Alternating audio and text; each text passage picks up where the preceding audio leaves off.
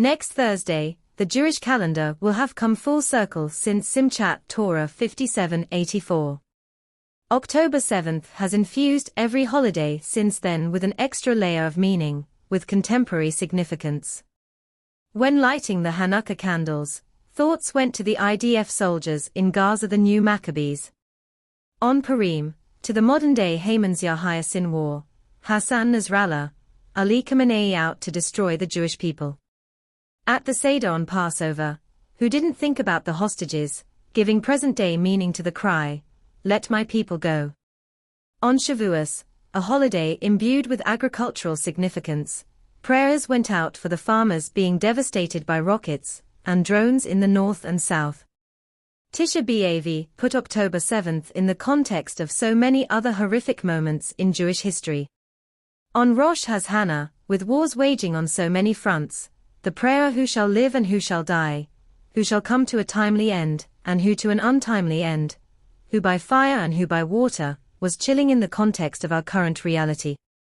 And Yom Kippur, the Day of Atonement, took on added meaning this year as a day of communal reflection and repentance for the failures that led up to October 7th, the failures of October 7th, and the failures since that very dark day. Destroyed houses from the October 7th massacre, almost a year ago, in Kibbutz Kfar Aza, southern Israel, September 19, 2024, and now it is Sukkot. Celebrating Sukkot, during a year of war you shall dwell in booths 7 days, reads the Torah. Every citizen in Israel shall dwell in booths, in order that future generations will know that I caused the children of Israel to dwell in booths when I took them out of the land of Egypt. Leaving one's home, one's permanent brick-and-mortar place of residence, to eat and sleep in the sukkah, a flimsy hut, is a lasting memorial to the days when the Israelites lived in temporary booths as they wandered through the desert. It is the quintessential symbol of transience, dependence, and wandering. While Sukkot has always been a reminder of our vulnerability and transience, this year the reality of displacement is all too familiar to tens of thousands of our compatriots, who were forced out of their homes and have been living in transition for 12 months, not for only 7 days. Sukkot enables one to appreciate the solidity and stability of a permanent residence after eating, and as some do, sleeping for a week in a feeble booth that can barely weather the gusts of wind, or provide sufficient shelter from the burning sun. Sukkot this year comes to remind us that hundreds of thousands of our countrymen are still living in that transient state, and though they may not be sleeping outside, they have been displaced in their own land and unable to return to their permanent homes for a year. Moreover, Sukkot, always a festive holiday, will for so many take on a somber feel this year, this somberness given poignant expression in the many Sukkot still standing from last year. In Kfar Aza and Metalla, Be'eri and Kiryat Shmona, dozens of Sukkot are standing, but not Sukkot built with joy and festivity last week.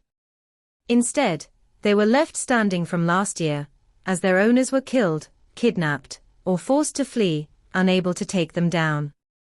Those Sukkot, which have been brought to the public's attention by reserve soldiers serving in those areas over the last few weeks, are a brutal reminder of what happened on October 7th, a stark indication of the impermanence of existence in general and the fragility of Jewish existence in particular.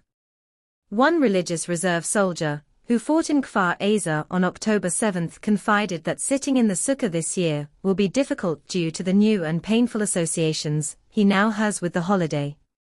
He saw brightly decorated Sukkot standing bereft amid the horrific sights, smells, and sounds he and his comrades experienced as they fought to clear the terrorists out of the kibbutz.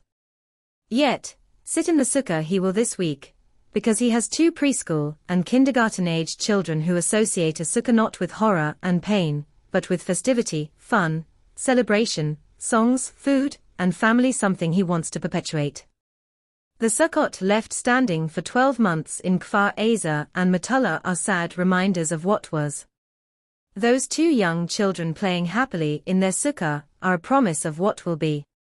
Their joy cannot be quenched by the October 7th sorrow. The challenge this year and for years to come, as October 7th remains fresh in our memories, will be finding the right balance between the two. It will be found. Now, we are too close to the pain, it is all too raw.